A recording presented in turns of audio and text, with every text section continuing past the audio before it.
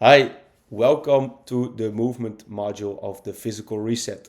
So today we will dive into all the things that you can do when it comes to training, how to set yourself up for training, what to do when you should be training, also how to keep progressing, and also we'll cover the 5 movement fundamentals in the physical reset so that you can really get a clear roadmap of this is point A, this is point B, and if I repeat on these fundamentals, I will get towards point B. So without further ado, let's dive in. And the document that I'm about to share with you is something you can find in the attached section underneath this video. So a couple of things we're going to dive into, and let's immediately start, because the first step you need to take is setting yourself up to execute on the program. And the one thing you should determine is the frequency and also your duration. Why? Because in order for the body to grow, we need a level of stress, a minimum requirement level of stress. Because no stress is no growth, and no stress is also no change. Because if you don't grow, you don't get yourself into a position where you're changing, and this is necessary for the body to have. So what we will be advising from the physical reset is that you at least do a minimum of 2 sessions per week. This is basically the requirement stress, or the minimum required stress that we want to have for the body to change.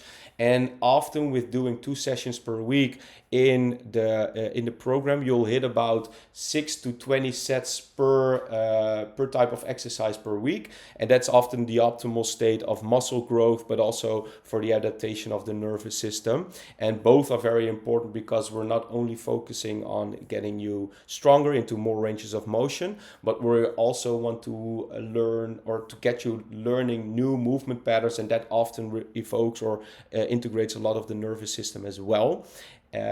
So now that we covered, or now that you know, okay, we need to hit 2 sessions per week, what you next want to, the next step that you want to do is determine the duration per session. And it really comes down to your time availability. And I just gave an example here. So what an outline of a week could be is that on Monday you have a training day, which you only have 20 to 30 minutes to execute on it.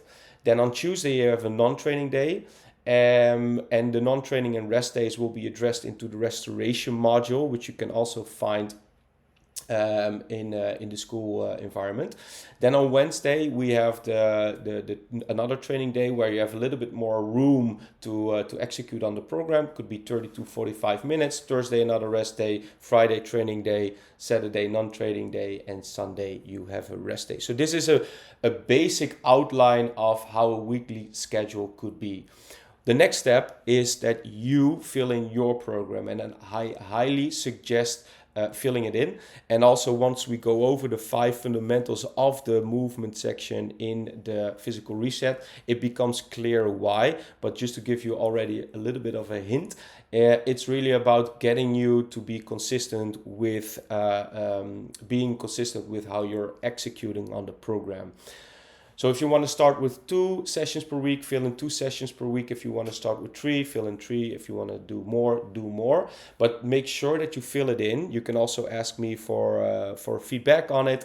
But the most essential part is that you keep repeating it over and over and over again, because we want to build the habit of consistency first before we're going to intensify.